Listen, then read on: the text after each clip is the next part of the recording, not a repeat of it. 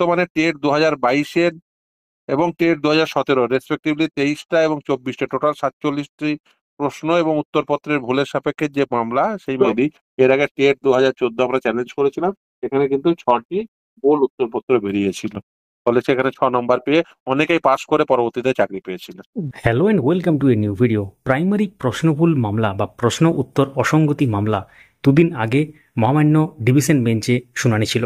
সেই মামলার গুরুত্বপূর্ণ আপডেট নিয়ে আমরা আগেও অনেক তথ্য শেয়ার করেছি। তো আইনজীবী ফিরদৌস শামীম এই ব্যাপারে কি বললেন এবং তার সাথে টেট 2014 প্রশ্নভুল মামলার প্রসঙ্গ উঠে এলো। টেট 2014-তে 6টা প্রশ্ন ভুল ছিল বা প্রশ্ন উত্তর অসঙ্গতি ছিল যাই বলুন, এবং টেট 2017 এবং টেট 2022-এ অনেক বেশি বেশি প্রশ্ন উত্তর অসঙ্গতি আছে, মানে প্রশ্ন ভুল বা উত্তরপত্র ভুল যাই বলুন, সেই সংক্রান্ত কিন্তু ব্যাপার উঠে এলো। তো তিনি কি বললেন সরাসরি এবার আপনারা জানতে চলেছেন। অবশ্যই চ্যানেলটিকে সাবস্ক্রাইব করে রাখুন, পাশে থাকা বেল আইকন প্রেস করে অল করে দেবেন, তাহলে ইম্পর্টেন্ট যে আপডেটগুলো সেগুলো মিস করবেন না। যারা সোশ্যাল মিডিয়া থেকে দেখছেন পেজটিকে ফলো করে রাখুন। শুরু করা যাক।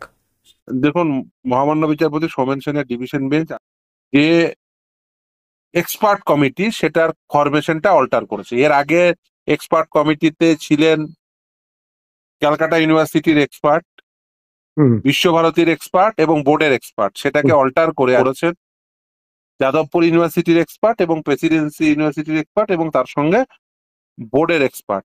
ফলে এখন বর্তমানে টেট 2022-এর এবং টেট 2017 রেসপেক্টিভলি 23টা এবং 24টা টোটাল 47টি প্রশ্ন এবং উত্তরপত্রের ভুলের সাপেক্ষে যে মামলা সেই টেট 2017-তে 23টা, টেট 2022-এ 24টা টোটাল 47টা প্রশ্ন এবং উত্তরপত্র ভুলের সাপেক্ষে মহামান্য বিচারপতি সোমেন সেনের ডিভিশন বেঞ্চ তারা নির্দেশ দিলেন, এক প্রেসিডেন্সি ইউনিভার্সিটির এক্সপার্ট, কেউ হচ্ছে যাদবপুর ইউনিভার্সিটির এক্সপার্ট, তৃতীয় হচ্ছে বোর্ডের এক্সপার্ট। এই 3টে এক্সপার্ট তারা ঠিক করবেন এই প্রশ্ন এবং উত্তরপত্রে যে ভুলের আমরা যে সপক্ষে যুক্তি দিয়েছি সেগুলো সাপেক্ষে তারা অ্যাসেস করে দেখবেন কতগুলো প্রশ্ন এবং উত্তরপত্রে ভুল ছিল। আপনাদেরকে স্মরণ করিয়ে দিই, এর আগে টেট 2014 আমরা চ্যালেঞ্জ করেছিলাম, এখানে কিন্তু 6টি ভুল উত্তরপত্র বেরিয়েছিল, ফলে সেখানে 6 নম্বর পেয়ে অনেকেই পাশ করে পরবর্তীতে চাকরি পেয়েছিল। দেখুন, লজিক্যালি বলছি, টেট 2014-কে আমি যদি দৃষ্টান্ত হিসেবে ধরি, টেট 2014-তে যারা সাবসিকুয়েন্টলি পাশ করেছিল আদালত তাদের আবার অ্যাপয়েন্টমেন্ট দিতে বলেছিল।